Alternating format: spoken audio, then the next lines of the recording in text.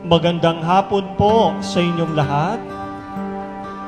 Bilang tanda ng ating pagkilala at pagtanggap sa ating mga ikinakasal ngayon na sina Carlo at Elaine, bigyan natin sila ng isang masigabong palakpakan.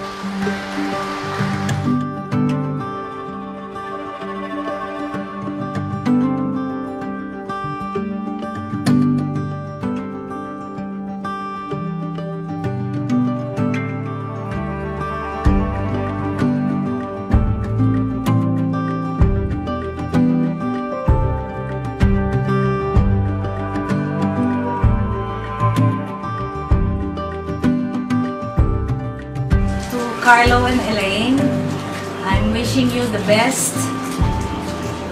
Simpleng buhay, pero masaya. Sana magkaapo agad ako. Marriage is not always a bed of roses. Meron tayong ups and downs. But your dad and me are always here to support you all the way.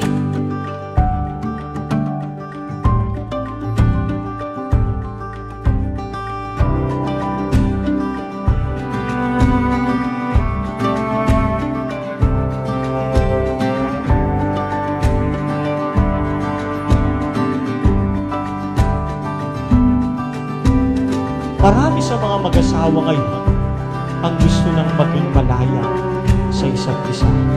Pero heto kayo, pilit sinisimulan ang panibagong buhay bilang mag-asawa.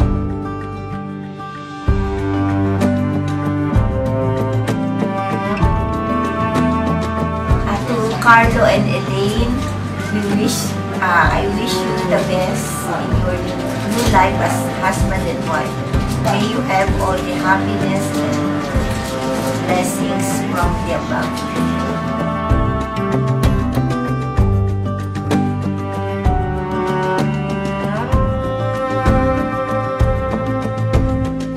Elaine, sumasang-ayon ka ba na maging asawa si Carlo na narito ngayon nalinsunod sa batas at mga lituntunin ng ating banal na simbahan? Opo, Father. Buong puso ba ang pagkakaloob mo sa kanya ng iyong sarili bilang kanyang may bahay? Opo, Father. Buong puso mo ba siyang tinatanggap bilang iyong asawa? Opo, Father. Ikaw naman, Carlo, sumasang-ayon ka ba na maging asawa si Elaine na narito ngayon nalinsunod sa batas at mga lituntunin ng ating banal na simbahan? Opo, Father. Buong puso mo ba siyang tinatanggap bilang iyong may bahay? Opo, Father. Buong puso mo bang ipinagkakaloob sa kanya yung sarili bilang kanyang asawa? Opo, Father.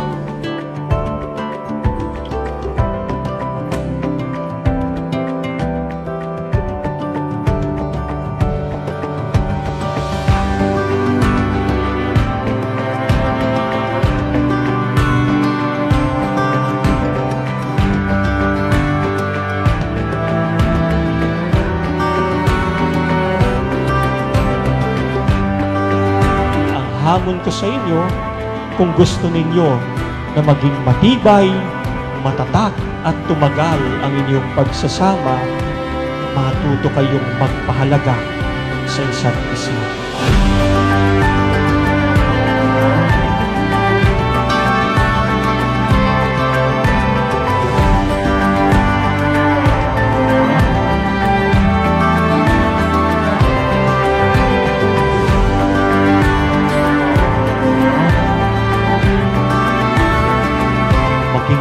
Kayo sa mga pangakong bibitiwan ninyo ngayon sa harap ng Diyos at ng kanyang sambayanan na nagtitipon ngayon, at naway patuloy kayong gabayan at pagpalain ng Diyos sa inyong pagsasama.